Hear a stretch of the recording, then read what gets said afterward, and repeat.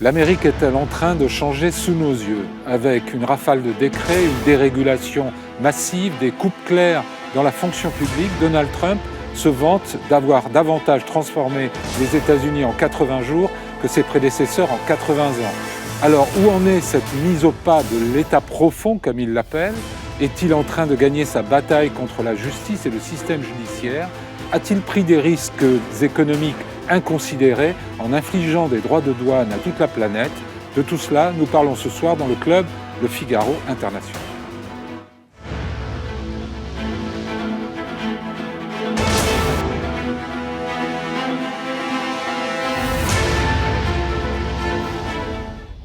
Green, bonsoir. Vous êtes politologue et expert associé à l'Institut Montaigne, spécialiste de la politique américaine. Vous êtes directrice exécutive du collège Sciences, Humanités et Sociétés de l'université PSL, Paris Sciences et Lettres.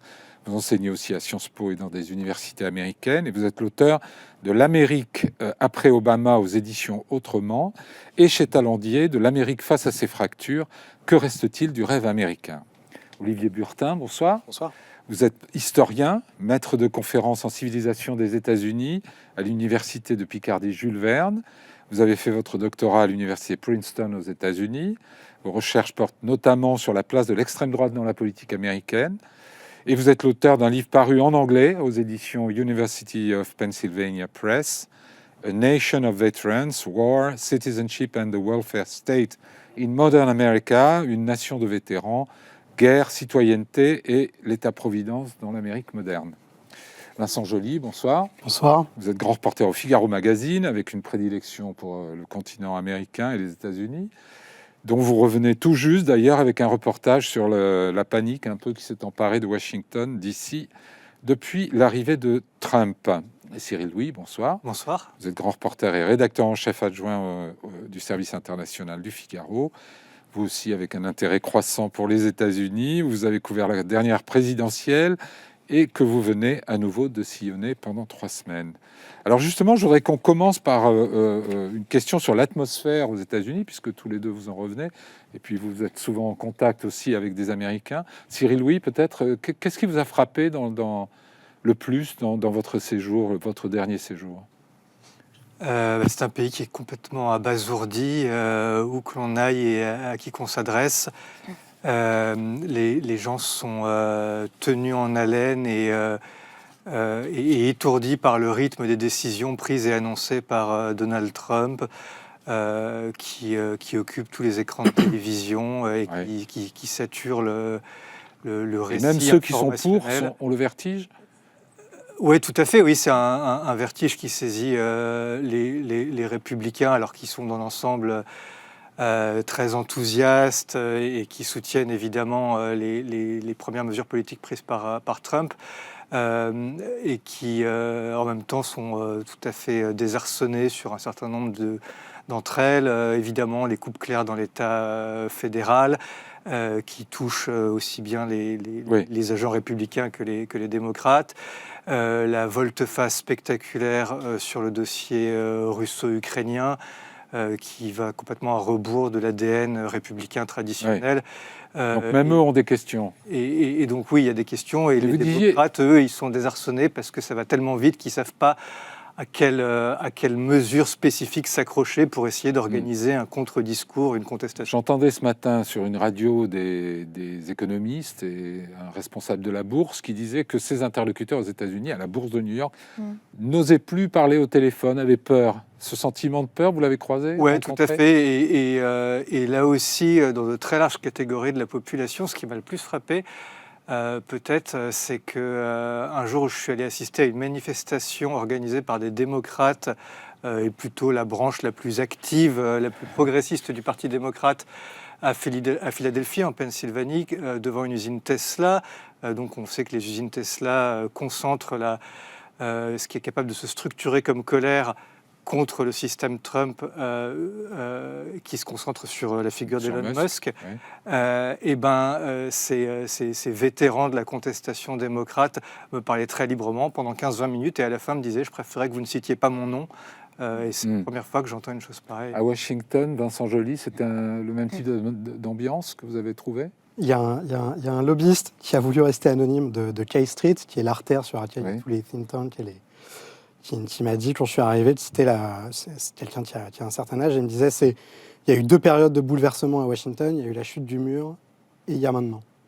Alors la chute du mur de Berlin. La chute du mur de Berlin. Quel rapport en termes de comment ça affecte les plaques tectoniques presque de la capitale, entre le Capitole, les think tanks et la Maison-Blanche. Ouais. Alors moi, la peur, je l'ai moins vue parce que j'ai passé la semaine avec les sénateurs et les représentants de la Chambre. En revanche, ils ne font pas attention à ce qu'ils disent, eux, sous le règne d'un président comme Trump. Pour les républicains de temporiser. C'est-à-dire que là, il y a cette semaine, en fait, Donald Trump a d'ailleurs tweeté sur son réseau Truth qu'il voulait vraiment que le budget passe, soit voté par la Chambre. Mike Johnson a quand même sur les mains une rébellion, c'est-à-dire que effectivement, ils ont une majorité, ils ont eu un trifecta, mais ce trifecta, en fait, il est quand même dans les... C'est-à-dire le contrôle des 3 pouvoirs. Le contrôle des 3 pouvoirs, judiciaire, exécutif. Exactement. Il est quand même, en fait, en réalité, beaucoup plus fragile qu'on le pense, surtout après 2 semaines où, entre les coupes dans l'État fédéral dont on parlait, mais aussi Elon Musk s'est attaqué quand même à quelque chose de sacro-saint là-bas, qui est ce qu'ils appellent la social security, qui n'a rien à voir avec... On va en parler, Et là où on voit que le leadership républicain au Capitole essaye de serrer les rangs, parce qu'il faut faire passer ce budget, temporiser, pour envoyer aussi un bon signal au marché.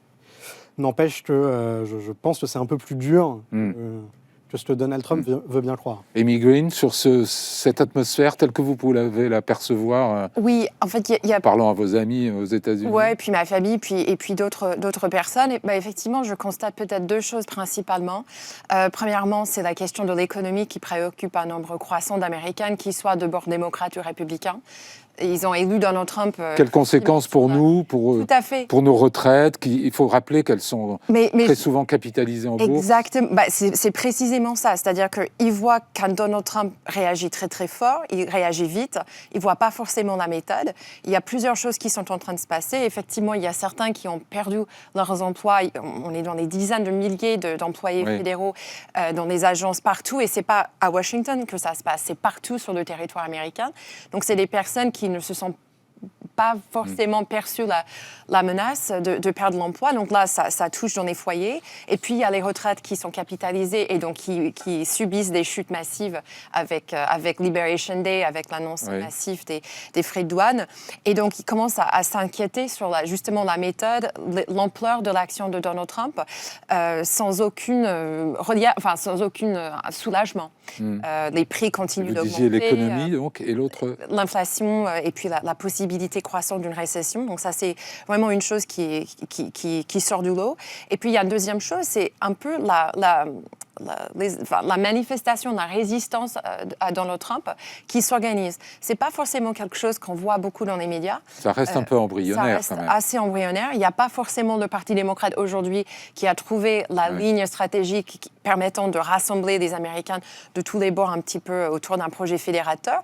Mais néanmoins, il y a quand même une petite musique. C'est des personnes pas forcément politiques qui s'organisent dans des petites manifestations un peu partout aux États-Unis. Il y en a eu samedi dernier, on en voit à l'image. Et même au-delà de ça, c'est-à-dire que ça se produit presque tous les week-ends un peu partout, pas forcément organisé par un parti politique, pas forcément des personnes très militantes, mais c'est des personnes qui s'inquiètent et qui cherchent à s'exprimer, à montrer leur opposition justement à la rapidité et l'ampleur de l'action. Olivier Burtin, votre sentiment sur ces 2 premiers mois et demi? Moi, je rejoins tout à fait ce qui a été dit. Je vais vous donner un exemple très concret aussi de la peur qui, à mon avis, est plus présente aujourd'hui dans la société américaine que c'était le cas avant.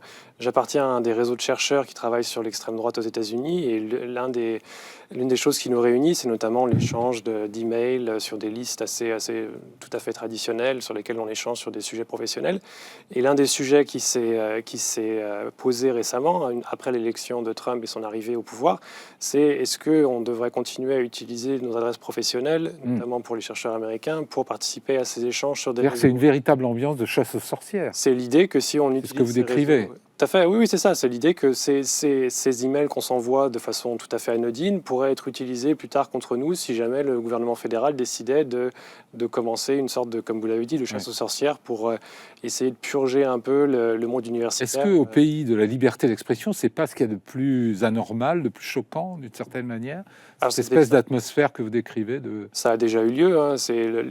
Quand on parle de guerre de chasse aux sorcières aux États-Unis, on parle souvent du macartisme dans les années 50, fin des années 40. Donc c'est pas nouveau et on sait que c'est déjà arrivé et ça peut arriver à nouveau. Oui. On est dans une forme de macartisme.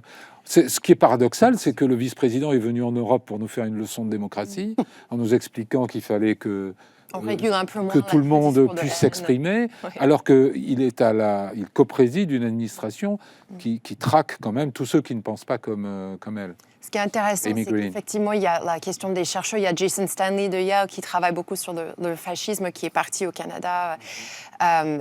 Mais en fait, on parle des migrations des cerveaux, c'est vraiment un phénomène. C'est au travers des secteurs, c'est-à-dire qu'on voit ça dans les grands cabinets d'avocats. Il y a quand même une polémique parce que Donald Trump son administration a adressé un courrier au grand cabinet d'avocats, les visant pour avoir défendu la cause démocrate. On va en parler quand on va parler de la justice. Mais en fait, ce sont des cabinets qui ont des moyens, normalement, de contre-attaquer. Il y a un certain nombre qui acceptent de jouer le jeu de l'administration pour ne pas attirer la colère. Oui, en l'espèce, c'était quand même 40 millions de dollars de travail pro bono, c'est-à-dire gratuitement, pour éteindre la colère de Donald Trump. Et donc, il y a en effet des universitaires qui se sentent menacés, ciblés. Il y a des cabinets d'avocats, certains qui coopèrent, ou en tout cas qui ne s'opposent pas ou qui ne résistent pas du tout à la demande. On a des médias aussi qui ont accepté de trouver une solution payante à l'amiable plutôt que d'aller en procès pour des accusations de diffamation. C'est ça qui me frappe le plus, c'est-à-dire que... Mais en fait, il y a une forme de sidération, mais qui se traduit effectivement dans une approche très différente de la première fois. Alors sur l'aspect très concret de la lutte contre la fonction publique, enfin de la révolution apportée à l'administration fédérale, est-ce qu'on est capable de faire un bilan à peu près de ce qui a été accompli par Elon Musk sous les directives de Donald Trump, Cyril Louis? Non, et je pense que c'est... Il n'y a pas de chiffres, on ne sait pas combien de fonctionnaires ont perdu. Il y a des chiffres, mais ça évolue en permanence. On a parlé de 75 000 départs volontaires. Oui. On ne sait pas combien de licenciements. 56 000. 56 000, en plus. Mais avec des taux de reporting extrêmement variables en fonction... Donc, on ne sait pas. Cyril Louis. Et il y a une partie des licenciements qui ont été annulés par la justice. Donc, on a pour l'instant une visibilité faible. Et je pense que c'est l'une des explications de ce sentiment de peur, c'est-à-dire qu'il y a un effroi, choc et... en se disant, on est le prochain sur la liste. Et terreur de cette campagne de réforme extrêmement brutale et rapide. Alors, ce qu'on voit quand même, c'est d'une part qu'il y a de très nombreux licenciements, que ceux-ci sont décidés de manière assez indiscriminée, c'est-à-dire que manifestement, le DOGE, ce département de l'efficacité gouvernementale, selon une typologie qui rappelle un peu Orwell, a pas vraiment pris le temps de regarder dans le détail la nature des postes auxquels ils s'attaquaient. Ils ont procédé à des coupes souvent par milliers d'emplois dans des administrations. Et ce qu'on sait par ailleurs, c'est que des remplacements ont été faits à des niveaux d'encadrement. On sait que les principaux généraux du Pentagone ont été remplacés. On sait que des directeurs d'administration, y compris dans des domaines très régaliens, jusque ces derniers jours, la direction de l'Agence nationale de sécurité, qui est en charge des interceptions électroniques qui fondent le renseignement américain. Donc il y a un remaniement qui est manifestement très substantiel. Mais qui va beaucoup plus en profondeur que le système des dépouilles habituel. C'est une tentative justement de revenir un peu à un modèle qu'on avait au 19e siècle, le spoil system, comme vous l'avez dit, où en gros les postes les plus importants étaient donnés aux fidèles, aux royalistes du parti au pouvoir. C'est-à-dire qu'en gros, il y avait 4-5 000 fonctionnaires qui changeaient à chaque administration. Ça, c'était la tradition. Là, on est plus au niveau de quoi, entre 10 et 20 000 peut-être. Oui, et puis surtout, ce qui est différent, c'est qu'au 19e siècle, il n'y avait pas forcément cette dimension idéologique qui existe aujourd'hui. Il y a un projet idéologique qui a été détaillé par le projet 2025 de la Fondation Heritage, et qui clairement essaie d'utiliser en fait l'État comme le bras armé du mouvement conservateur. Alors, il y a des agences fédérales, mais qui ont été carrément supprimées, l'USAID, l'aide au développement, l'éducation est presque... Qu'est-ce qui vous choque le plus, les uns les autres, Amy Green, peut-être, dans les décisions qu'on pourrait considérer comme administratives, qui sont quand même très politiques? Qu'est-ce qui vous a le plus étonné, le plus choqué ou... C'est pas forcément une décision en tant que telle, c'est vraiment l'élan général de chercher par tous les moyens justement à élargir la notion légale mais aussi normative de ce que c'est l'autorité exécutive. L'approche philosophique, idéologique, comme on vous l'a qualifié, de cette administration Trump, c'est de dire tout ce qui relève justement de la branche exécutive devrait être sous le contrôle du président sans aucun mot à dire au Congrès, etc., sans que la justice n'ait son mot à dire aussi. Donc c'est une lecture assez inhabituelle justement de la Constitution et de la séparation. Et la Constitution donne le pouvoir de la bourse, du financement à la Chambre. Donc, effectivement, c'est la seule entité qui a le pouvoir pécunier. Et donc, pour moi, ce n'est pas forcément la décision, parce qu'il y en a tellement, mais c'est effectivement cette idée d'aller très, très loin dans le fait de tester les limites maximales de l'autorité exécutive, quitte à, et on va en discuter tout à l'heure, donc j'en dis pas peut-être plus que ça maintenant, mais quitte à aller au bras de fer avec la justice, et ce n'est pas forcément sûr que l'administration écoutera la justice en cas de frustration de ses ambitions. Vous avez passé du temps au Capitole, Vincent Joly. On approuve ces mesures très brutales, très rapides. Pour l'instant, ils ne peuvent pas faire grand-chose d'autre. C'est-à-dire que dans les nominations qui sont intéressantes, il avait annoncé, et son audition était cette semaine, Scott Cooper à la tête de l'OBM, donc en gros qui est le RH de l'administration américaine. Oui. Scott Cooper, c'est quand même quelqu'un qui vient d'un fonds d'investissement de la Silicon Valley, qui n'est pas vraiment connu, à mon avis, pour avoir envie forcément de réengager tous ces fonctionnaires licenciés, et qui, en gros, va poursuivre, une fois que Musk et le Doge auront fini leur office, qui va finalement poursuivre une sorte de volonté d'automatisation, parce que c'est ça qui est intéressant, en fait. Dans les coupes que fait Musk dans l'administration américaine, en fait, il renvoie des gens. Pourquoi ? Parce qu'il estime qu'on va pouvoir automatiser plein de choses avec l'informatique, le cloud, etc. Et le but, c'est d'améliorer l'administration ou de la démanteler ? C'est de l'améliorer, mais au détriment quand même de pas mal de travailleurs. C'est-à-dire que, comme l'industrie avant, on a automatisé l'industrie, ce qui a en fait vraiment entraîné... Cyril, oui. Il y a aussi une dimension politique, c'est-à-dire qu'effectivement, il veut faire des économies à l'État fédéral qui est très endetté, et par ailleurs, il dénonce la captation d'une forme de pouvoir par ce qu'il il y a appelle des la choses bureaucratie. Il dit on n'est plus en démocratie, on est dans un régime qu'il dénomme bureaucratie et qui serait défini par une forme de prise de contrôle non élective du pouvoir par des fonctionnaires désignés. Oui, mais la dimension de démantèlement est assumée pour un certain nombre, pour le ministère de l'Éducation par exemple. Il est réduit vraiment à la portion congrue. Bien sûr, et c'est pas un hasard aussi que Trump et Musk aient choisi USAID et le département de l'éducation comme leur première cible. Ça a été pendant très longtemps des cibles favorites du mouvement conservateur, qui d'une part pensent que l'aide internationale devrait plutôt être dépensée au sein même des États-Unis, dans une vision très nationaliste, et que le département... En même temps, c'est des montants insignifiants au regard du budget américain. Bien sûr, mais c'est moins de 0,5%. Faire la différence à l'international, lorsque ça fait partie d'un effort plus grand d'aide, etc. Et puis pour le département de l'éducation, c'est la même chose. Il y a toujours eu l'idée au sein du mouvement conservateur que l'éducation était une affaire principalement locale et dans laquelle le gouvernement fédéral ne devrait jamais avoir autorité. Ouais. Est-ce que l'opacité dans laquelle tout ça s'est fait a contribué à ce que tout le monde soit plus ou moins dans le brouillard ? Enfin, oui, il n'y a pas de transparence. Par exemple, Musk parle de fraude, dénonce des fraudes, mais il n'y a eu aucune affaire à ce jour portée devant la justice pour des fraudes, sauf erreur de ma part. On a une série d'anecdotes où l'exactitude n'est pas complètement claire. C'est-à-dire que dans le discours devant le Congrès de Donald Trump, il a cité du financement pour les sauts étrangers. Alors, ce n'est pas du tout les sauts étrangers, c'est transgénique. Donc, en fait, mais je prends cet exemple-là parce que c'était un discours qui était assez rempli justement d'exemples comme ça.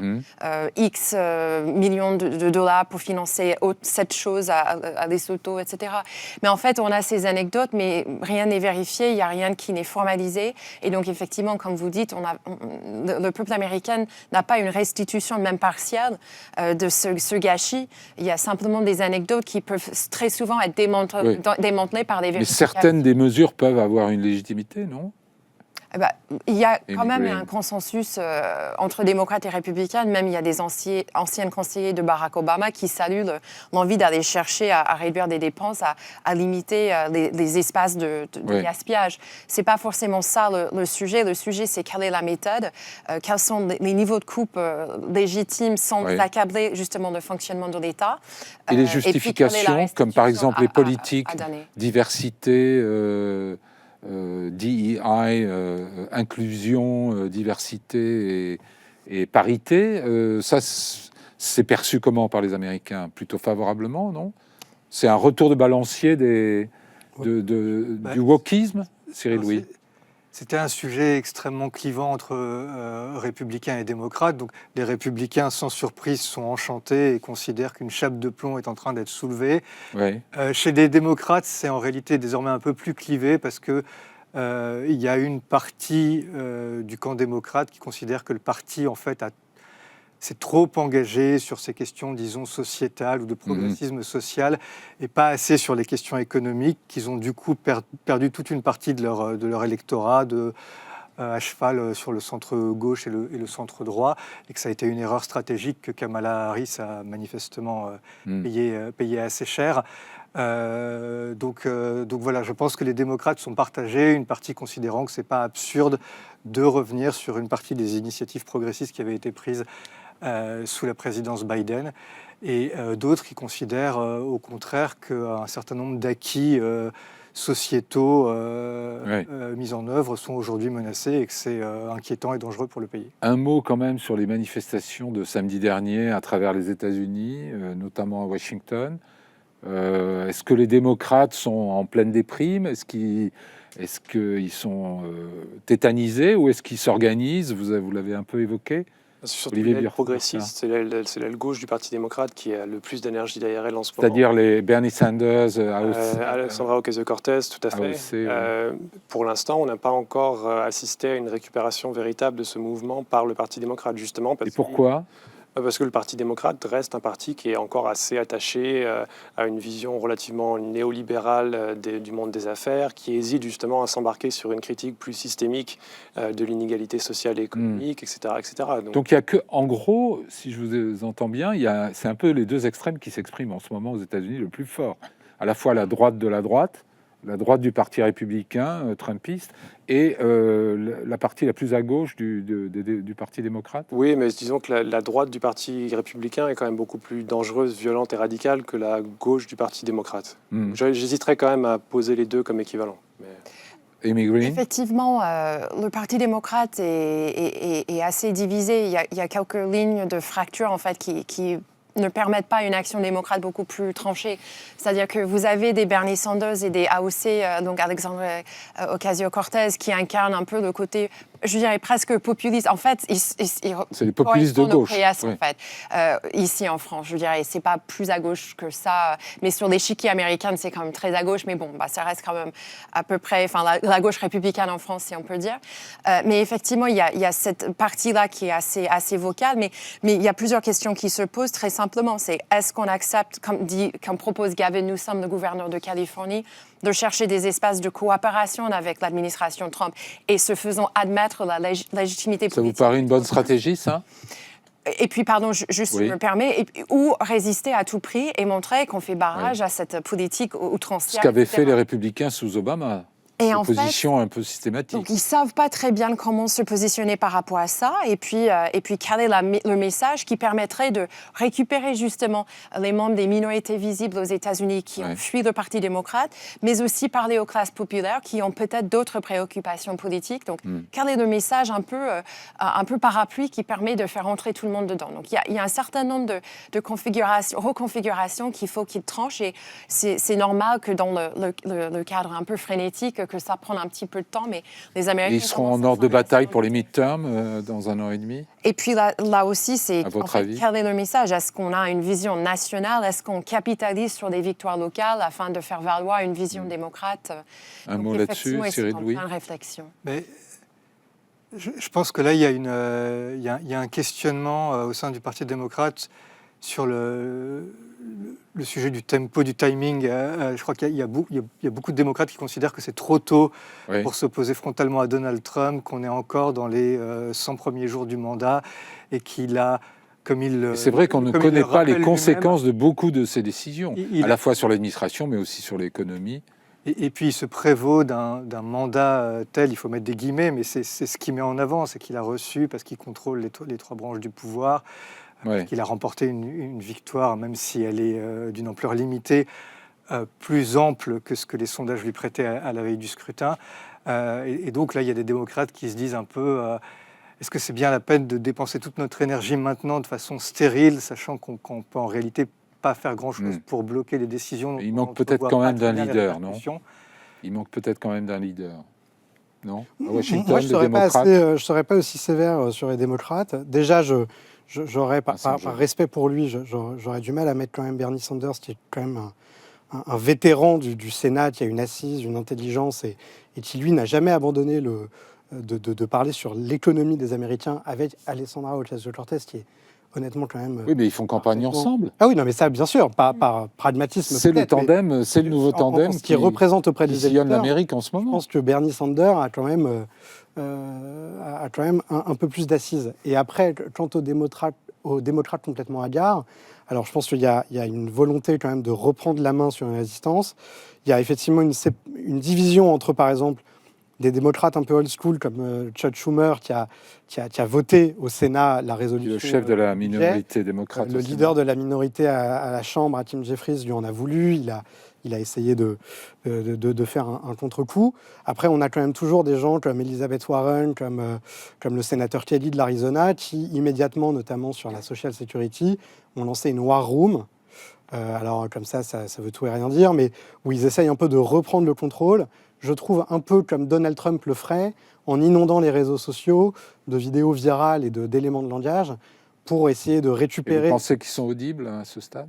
Je pense que malheureusement, la position des démocrates pendant 5 ans, bien avant d'ailleurs la candidature de Kamala Harris, coûte très cher aux démocrates, notamment sur les délires identitaires et l'obsession des minorités, etc.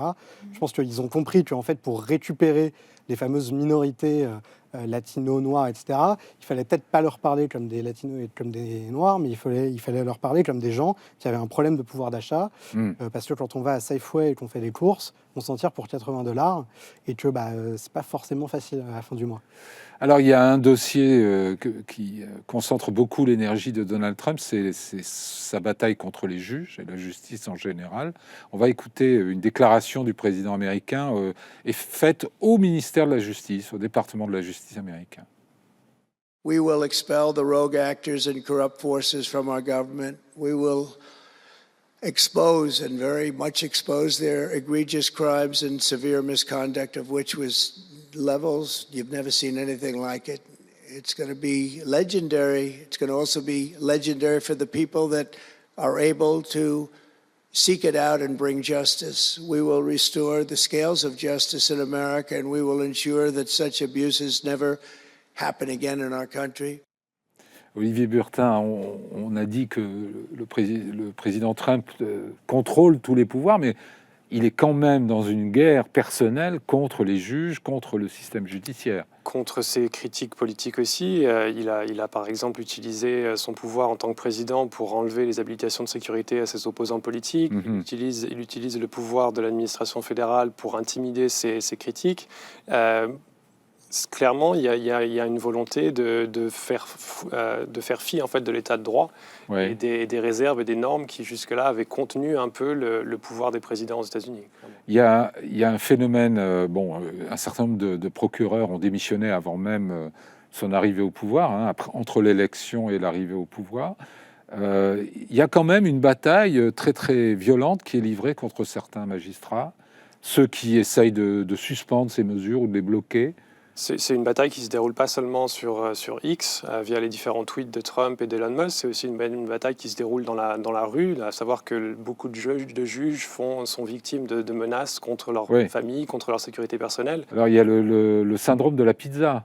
Ouais. C'est-à-dire qu'il y a un juge, James, quel est son nom il y a Amy Coney Barrett de la Cour suprême et James Boasberg, qui avait suspendu les expulsions de 200 illégaux vénézuéliens vers le Salvador, qui ont eu la surprise que quelqu'un sonne à leur porte et leur livre des pizzas qu'ils n'ont pas commandées. Et donc le message, c'est: on connaît votre adresse, on sait où vous habitez et on peut venir vous livrer autre chose que des pizzas. Ouais, c'est des pratiques d'intimidation dont il faut reconnaître qu'elles n'ont pas commencé avec l'élection de Donald Trump. Vous aviez entendu parler de ça avant ? Alors, ce qui se fait pas mal et qui se faisait déjà avant, c'était d'appeler la police pour déclencher une intervention des forces spéciales au domicile d'une personne qui on voulait porter tort. Avec les méthodes des forces spéciales, c'est-à-dire on enfonce la porte et on pose des questions après. Tout à fait. Et là, ce qu'on a vu à plusieurs reprises, en effet, au domicile de magistrats ces dernières semaines, c'est l'envoi d'un livreur de pizza pour faire savoir à la personne qu'on sait où il habite et qu'on peut le joindre ou lui porter tort à tout moment. Et puis, il y a eu des attaques ad hominem très dures de la part de Trump et d'autres membres de son administration contre des magistrats qui avaient pris des décisions opposées aux décrets, aux ordres exécutifs du président. D'une manière générale, son bras de fer ou son contentieux avec l'institution judiciaire américaine ne date pas non plus du 20 janvier. Il était déjà engagé dans une posture de dénonciation de magistrats qu'il désigne comme corrompus au moment où il a été lui-même la cible de poursuites, dont beaucoup espéraient et dont il a pu penser qu'elle pouvait à la fois mettre fin à sa carrière politique et lui coûter une bonne partie de sa fortune. Donc, mais quand même, est-ce que c'est pas un peu jouer avec le feu quand on sait que la sécurité attachée à certains personnages, comme l'ancien chef d'état-major Mark Milley, ont été supprimés. Donc ces gens-là sont désignés à la vindicte publique, ils n'ont plus de protection du Secret Service ou du service de protection du Pentagone. On a de la chance qu'il n'y ait pas eu de dérapage ou tout ça c'est du théâtre en fait? Je dirais que c'est pas que du théâtre, parce qu'effectivement, il y a des personnes qui se sont fait enlever les protections de sécurité qui fassent l'objet aujourd'hui encore de menaces étrangères ou domestiques, des menaces crédibles. Donc, c'est des personnes qui sont démunies de ça. Donc, c'est une façon pour Donald Trump de leur montrer, voilà, c'est ce que je suis capable de faire. Et pour ceux qui décideraient un jour de se mettre en opposition à moi, je peux vous le faire très, très facilement aussi. Donc, c'est pas que du théâtre. En fait, il peut y avoir des conséquences réelles pour des personnes. Et d'ailleurs, on parle des juges, mais pendant le premier mandat de Trump, il y avait quand même une juge fédérale, Esther Salinas, dans le New Jersey, qui a été visitée par un partisan d'extrême droite qui est allé avec une arme pour l'assassiner. Il est tombé sur son fils qui venait de fêter ses 25 ans et il l'a tué et elle était au sous-sol ou quelque chose comme ça. Donc, ce n'est pas que du théâtre parce qu'il y a des conséquences au-delà du swatting, etc. Oui, c'est pas imputable à... Non, pas à Donald Trump. Ce que je veux dire, Trump. c'est qu'il y a un élan de violence qui devient de plus en plus acceptable. C'est quantifié par des études empiriques depuis notamment 2017. Donc, tout n'est pas la faute de Donald Trump, bien entendu, mais on constate un pic qui n'atteint pas justement son sommet depuis 2017. Alors, on a parlé de la bataille contre certains juges, de la bataille contre les avocats qui avaient soutenu des causes adverses à celles que soutient Donald Trump. Il y a aussi la défaite dans le Wisconsin. Est-ce que c'est... Méthodes de mafieux qui n'ont pas marché quand même. Oui, racontez-nous. C'est ça, parce que la violence aux États-Unis, de Harvey Milk à... voilà, je ne vais pas faire... Elle a toujours été présente. Dianne Feinstein avait... C'est pour ça d'ailleurs que ces personnalités avaient des protections. Mais ce que je veux dire, c'est que voilà, Dianne Feinstein, la sénatrice de Californie, avait retrouvé une bombe sous la fenêtre de sa fille. Bon, le service de sécurité ne peut pas tout, et la violence est quand même une partie intégrante de ce pays. Wisconsin, méthode de mafieux, Elon Musk qui propose des millions, qui met lui-même 20 Il a mis millions. combien? 120 millions 120 millions, ça c'est pour essayer de faire élire un juge à la Cour Oui, suprême du c'est Wisconsin. Lui, c'est 20. Personnellement, c'est 20. Oui, En total, le Parti républicain a mis 100 millions. Lui en a mis 20 de sa poche. Et d'accord. plus a promis des sommes à des électeurs qui signeraient une pétition. Voilà, bon, ils se sont pris un revers de 9 points. Dans un État que Donald Trump avait certes gagné de justesse, mais avait gagné. Qu'est-ce qu'il faut lire là-dedans? Olivier Burton. Que Musk antagonise complètement, polarise vraiment en tant que figure une bonne partie non seulement de la gauche, mais aussi de la Donc il droite. dessert plutôt Oui, Donald c'est- Trump qu'il c'est ne le non sert, seulement selon vous? C'est non seulement l'homme le plus riche du monde, c'est aussi quelqu'un qui n'a pas été élu au poste qu'il occupe. Donc sa légitimité quand même est fortement en question pour... Alors justement, la question de la légitimité, c'est intéressant parce que est-ce que le mépris le plus grand que manifeste Donald Trump envers les juges et la justice, est-ce que ça n'est pas le fait que les tribunaux se prononcent et il n'en tient pas compte? Il y a eu environ 170 plaintes à ce jour déposées par des associations, des particuliers ou des opposants sur des décisions prises par l'administration Trump, une cinquantaine d'injonctions. Mais comme on l'a vu lors de cet exemple dont on a parlé des 200 Vénézuéliens expulsés vers le Salvador, l'ordre du juge de surseoir à cette expulsion a été ignoré délibérément par l'administration. Cyril Louis? En fait, il teste les limites. Évidemment, il y a une grande brutalité dans la manière dont il gère tout ça. Et en même temps, il est sans doute un peu tôt pour dire de quel côté, à la fin, la pièce va retomber, parce qu'il persiste à dire que sa politique, c'est de respecter les décisions de justice. Simplement, il les conteste en saisissant le niveau de juridiction supérieure. Et pour l'instant, on n'est pas vraiment arrivé au stade où la Cour suprême se retournerait contre lui et où il en viendrait. La Cour suprême est plutôt dans son camp. La Cour suprême est dominée par des juges conservateurs, c'est certain. En même temps, c'est des juges qui ont leur réputation à défendre, donc il faudra voir jusqu'à quel point ils sont prêts. Ils lui ont accordé une immunité, des choses déjà tout à fait discutables. Est-ce qu'ils seront pour autant prêts à s'aborder? Là, ils viennent de valider l'utilisation du Alien Invasion Act de 1798 pour déporter expulser des... Oui, Olivier Si vous Burton. voulez, il y a une stratégie à ce que fait Trump, c'est-à-dire qu'il choisit ses causes pour justement profiter le plus possible de la violation en fait du pouvoir judiciaire. À savoir qu'il sait que sur le sujet de l'immigration, et notamment de la déportation de personnes qui sont considérées comme illégales, il sait qu'il a derrière lui une bonne partie de la population, que c'est une cause qui, En l'occurrence, il a la Cour suprême. Donc vous dites violation du droit, mais il est légitimé. Disons qu'il teste pour voir jusqu'où il peut aller. Il sait que sur cette cause-là, il a le soutien de la population et ça permet ensuite de créer un précédent qui pourra être utilisé dans le futur pour aller encore plus loin. Oui. Et Mick. Il y a effectivement une tentation de passer par des moyens légaux Oui. pour élargir justement la notion du pouvoir exécutif. Donc, quitte à aller jusqu'à la Cour suprême en espérant que la Cour suprême donne raison. Mais c'est vrai que sur la question des gangsters, je sais pas, vénézuéliens, la Cour suprême vient de donner raison, en tout cas à l'administration, sur un point. Donc, ce qui va faire en sorte qu'ils peuvent contester l'expulsion, mais en fait, il faut le faire autrement. Donc, ça aussi, c'est très important. C'est-à-dire qu'il y a la jurisprudence, il y a des grandes décisions, mais la justice américaine est faite de 1000 petites décisions sur X et Y alinéas, etc. Donc, en effet, Donald Trump, il cherche à utiliser le pouvoir des juges fédéraux susceptibles à sa cause pour essayer de formaliser l'action exécutive dans une conception beaucoup plus large. Le vrai risque, effectivement, c'est quand on tombe sur une décision qui frustre le président. Là, on a quand même quelques indications qui ne sont pas forcément dans le bon sens de suivre la Constitution, parce que J.D. Vance a dit, mais en fait, dire à un président comment gérer son pays, c'est dire à un général comment gérer ses troupes au milieu d'une bataille. Et donc ça c'est préfigurateur d'une potentielle crise constitutionnelle. Donc c'est le moment où la Cour suprême va notamment dire à l'administration Trump non. Est-ce que le président va écouter cette Cour suprême? Est-ce qu'il va accepter de se soumettre à la loi? Pour l'instant, elle ne lui dit pas souvent non. Hein. Elle lui a quand même donné une immunité très large avant l'élection.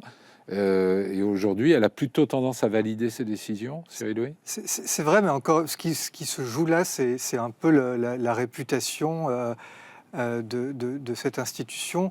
Je ne dis pas que je suis Qui est quand même très politisé. Que je suis exagérément optimiste. Mais bon, on a vu que le juge Roberts, par exemple, le président de la Cour suprême, a quand même un tout petit peu rappelé Donald Trump à ses devoirs en lui expliquant... parce que Trump, qui était très en colère contre un juge fédéral de Washington, qui avait suspendu l'une de ses décisions, a dit qu'il allait demander à ce qu'on engage une mesure d'impeachment, de destitution à l'endroit de ce juge.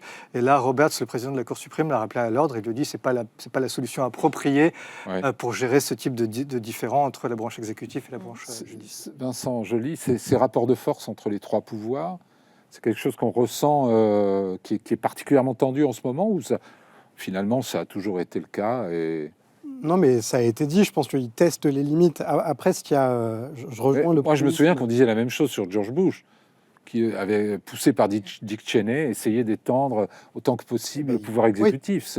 Ça fait partie du jeu, non ? Ça fait partie du jeu. Après, là, moi, où je rejoins l'optimisme de Cyril, c'est que je pense que quand même, à la fois dans l'appareil d'État américain et aussi au sein de la population, il y a quand même un espèce de respect quasi religieux de la religion et de ses amendements. Il suffit de la Constitution. Oui, pardon, j'ai dit quoi ? De la religion. Un respect religieux de la Constitution. Voilà, de la Constitution. Il suffit de voir la tête de leur bâtiment, on dirait des temples. Donc, là où je suis rassuré, c'est que Trump aussi, il a cette capacité de faire volte-face très rapidement. C'est-à-dire que il a eu une semaine pas facile avec le Signalgate.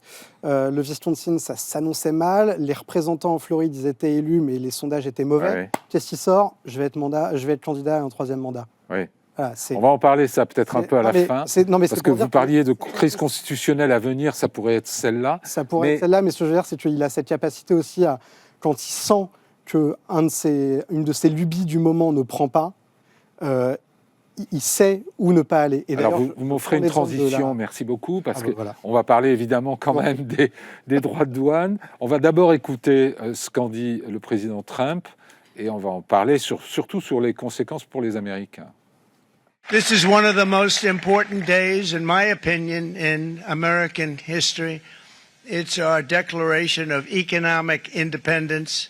For years, hardworking American citizens were forced to sit on the sidelines as other nations got rich and powerful, much of it at our expense.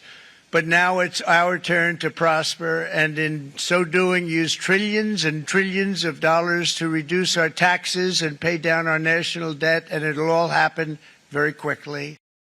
Bon, alors, vous pariez sur sa capacité à faire machine arrière si les choses ne se passent pas comme prévu. Pour l'instant, c'est un petit peu compliqué. Mais à la différence que, pour le coup, Joly, en 2 mandats de Trump, les droits de douane, c'est quelque chose, c'est pas comme plein d'autres choses, l'immigration, le mur, où il sent des trucs, et il y va. Les droits de douane, vous lisez son livre qu'il a écrit il y a 15-20 ans, L'art du deal. Il l'a fait écrire, oui. Voilà, qu'il l'a fait écrire. Non, mais c'est quelque chose. S'il y a bien une conviction de Donald Trump, c'est que les droits de douane sont la réponse à tout. Alors ça, il va peut-être pas. Donc il faut s'attendre à quoi ? Cruelle désillusion en perspective, Olivier Burtin. Il y a un début de décrochement des marchés, on parle de plus en plus de dépression, et surtout beaucoup de ces électeurs sont ceux qui sont touchés, notamment par exemple les agriculteurs du Midwest commencent à protester puisque la Chine est un de leurs marchés principaux. Donc on se demande à quel degré est-ce que Trump va utiliser ces droits de douane comme un instrument de négociation, ou est-ce qu'il va justement y tenir comme un but en soi au risque de s'antagoniser une partie de son électorat. Cyril, oui, on s'inquiète dans les rangs de ses supporters col bleu. Oui, j'étais à Détroit, dans le Michigan, qui est donc la capitale de l'industrie automobile américaine.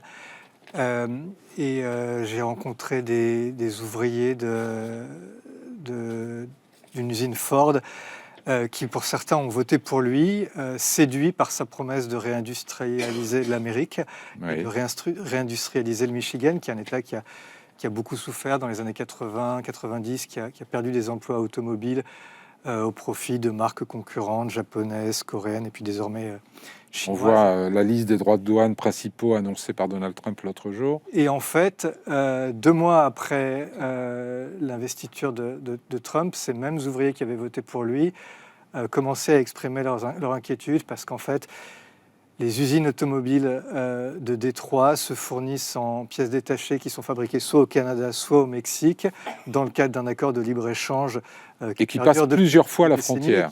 Et souvent, oui, on dit que c'est très difficile de dire où une voiture de Ford ou de General Motors a été fabriquée, parce que les pièces détachées ont pu franchir jusqu'à 8 ou 10 fois ces 3 frontières. Et donc, ces ouvriers électeurs de Trump, ils craignent de faire les frais des droits de douane et qu'une éventuelle récession, puisqu'on parle de ça en effet maintenant, retentissent non seulement sous forme de perte d'emploi, mais aussi sur leur plan retraite par capitalisation. Amy Green, la grande peur des citoyens américains, c'est l'inflation, le retour de l'inflation qui était déjà très forte sous Biden, et une récession. Oui, et JP Morgan, il me semble que c'était pas plus tard qu'hier qu'ils ont revu les estimations à 60% de probabilité d'une récession. Donc effectivement, les Américains, ils constatent que la vie ne change pas et le discours qui est de mettre toute la responsabilité sous la présidence Biden ne marche pas. Et il y a quand même quelque chose qui se joue autour avec la présence de Musk, avec la présence de plusieurs milliardaires. Alors Musk est contre. Il a fait savoir ces derniers jours qu'il était plutôt contre ces tarifs douaniers universels. Oui, mais en fait, l'ensemble, c'est qu'il y a des personnes qui ont des vies complètement déconnectées, justement de la souffrance de ceux qui vivent dans les endroits de la ceinture de Rouille qui sont complètement Oui, on peut rappeler qu'il y a 13 milliardaires dans le cabinet américain. Et donc ça devient un peu symbolique et ça devient un sujet qui préoccupe un certain nombre d'Américains qui se disent en fait, j'ai voté pour avoir moins d'inflation, un peu plus de pouvoir d'achat, éventuellement des réductions d'impôts. Ils avaient plutôt un bon souvenir de Trump sur le plan économique la première fois. Parce qu'il avait baissé les impôts et il avait utilisé l'arme des tarifs douaniers. Vous disiez qu'il les aime depuis toujours, mais il les avait utilisés de manière ciblée et avec une relative parcimonie. Que Biden a gardé d'ailleurs beaucoup des tarifs douaniers qu'il avait instaurés. Absolument, vis-à-vis de la Chine notamment. Cyril Louis, il y a une théorie derrière tout ça qui essaye de donner du sens à cette espèce de coup de poker énorme qui consiste à taxer le monde entier. Expliquez-nous. Il faut commencer par dire que la majorité des économistes semblent quand même considérer que c'est... Mais dans l'entourage de Trump, il y a des gens comme Stephen Miran. Il y a un substrat théorique qui a été couché par écrit dans un article publié en novembre dernier par un économiste qui s'appelle Stephen Miran, qui, je crois, maintenant dirige le conseil économique de la Maison-Blanche. De la Maison-Blanche.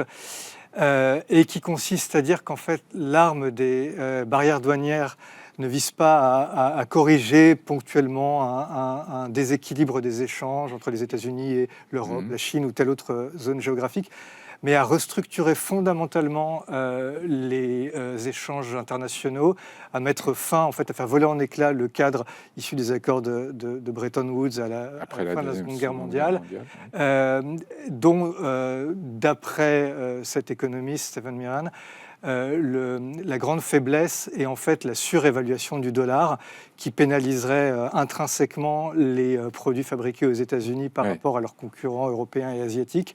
Et donc l'idée, ce serait de faire venir à Canossa l'ensemble des partenaires économiques. Canossa étant Mar-a-Lago en l'espèce, puisque ça s'appellerait l'accord de Mar-a-Lago. Voilà. Et ils veulent imposer à l'ensemble des acteurs mondiaux la signature d'accords de Mar-a-Lago, au terme desquels ceux-ci s'engageraient à accepter une remise à niveau des parités entre les devises, de telle sorte que le dollar et les marchandises exportées en dollars redeviennent concurrentiels. Oui, alors il y aurait 3 demandes principales des États-Unis. Ça serait effectivement de réévaluer nos monnaies pour avoir une parité moins forte avec le dollar, des investissements massifs aux États-Unis et, ça c'est magnifique, des bons du siècle, Century Bonds, qui permettraient aux Américains d'échanger leurs dettes contre des titres du Trésor américain qui ne produisent pas d'intérêt pendant 100 ans.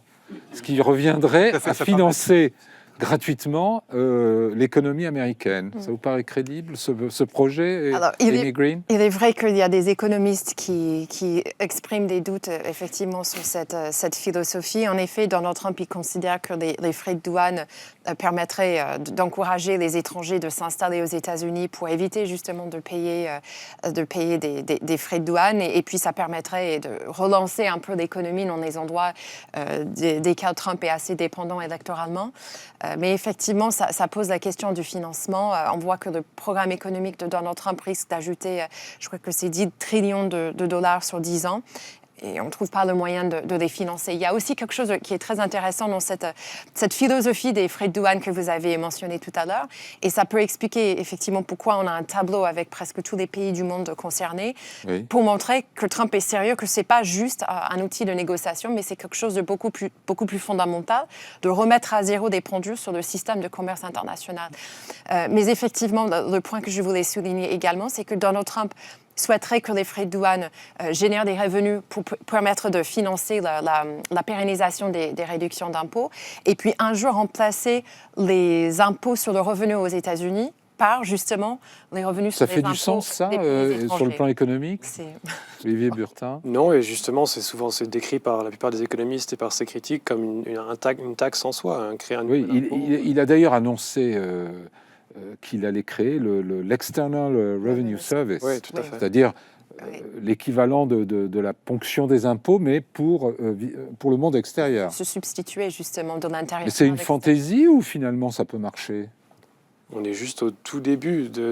On ne sait pas encore s'il va vraiment tenir la course ou s'il va changer très rapidement. Et vous voyez ça, les annonces de tarifs, de droits de douane sur l'ensemble du monde, vous voyez ça comme une posture de négociation ou plutôt au contraire comme le fin mot de l'histoire et le diktat Moi, je vois ça comme une vision idéologique qui essaie un peu de revenir à la fin du 19e siècle. Trump a notamment cité McKinley comme son inspiration en président à la fin du 19e siècle aux États-Unis, qui lui aussi avait été en faveur des droits de douane. Oui, avant d'être contre, finalement, à la fin de son mandat, en disant ça ne marche pas. Mais si vous voulez, ça participe aussi de son idée d'annexer le Canada, d'annexer le Groenland, le canal de Panama, etc.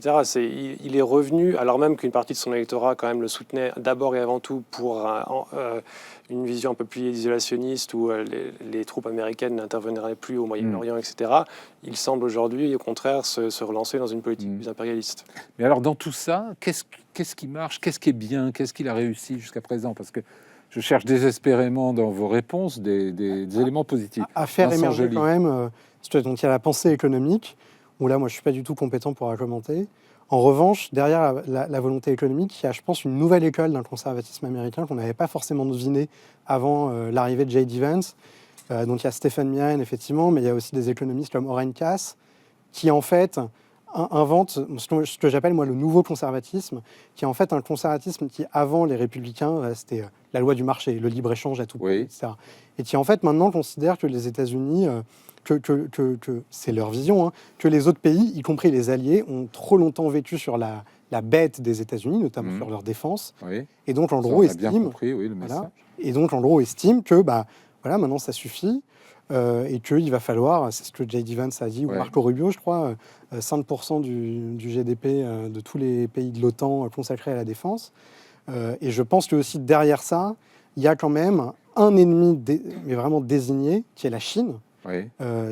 Donald Trump a quand même, les tarifs douaniers ont affecté tous les pays, mais le pays le plus durement frappé directement, ça a été la Chine, notamment sur la fast fashion. Temu et Shein, qui sont des entreprises qui, c'est vrai, ont inondé les États-Unis, mais aussi nos propres pays avec des produits très très peu chers, etc., qu'ils envoyaient à cause de l'affranchissement des droits de douane.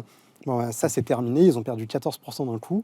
Et je pense qu'en fait, derrière tout ça, il y a cette nouvelle école de pensée de J.D. Vance, de Oren Cass. Mais qui dépend largement de la réponse que va lui apporter le reste du monde.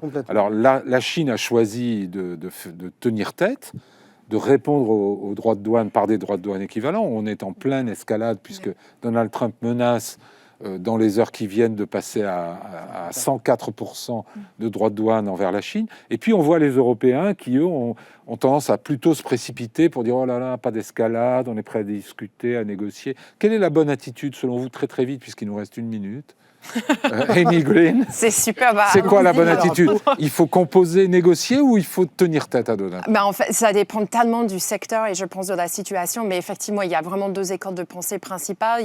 En fait, personne ne fait du Trump mieux que Trump. Mais quand on est un État européen, quelle est la bonne posture? Encore une fois, discuter. je pense que ça dépend. Enfin, on ne va pas refaire plus de Trump que de Trump. Peut-être que c'est l'approche plus discrète qui dirait appelons Trump ou trouver déjà des interlocuteurs et puis dire lui offrir des accommodements. Qu'est-ce qu'on peut faire ensemble plutôt que d'adopter des postures. Olivier Burtin, là-dessus, vous pensez quoi? Je dirais juste que Trump ne comprend que la force en règle générale, donc il aura du mal à répondre à une tentative de négociation sans ensuite demander encore plus de concessions. Le mot de la fin, Cyril Louis. Non, moi, je dirais pour changer complètement de sujet, si on prend l'exemple de l'Ukraine et de la Russie, l'Europe a pris Trump au mot, il veut parler de force. On lui a opposé une position de force en disant on va construire une capacité européenne à peser. C'était la bonne réponse? En tout cas, on a contribué à redéfinir un tout petit peu les termes de la discussion. C'est loin d'être une victoire encore, mais... Très bien. C'est loin d'être la fin du feuilleton Donald Trump, mais il y aura d'autres épisodes dans cette émission. Merci à tous les quatre. Merci à vous de nous avoir suivis. À la semaine prochaine.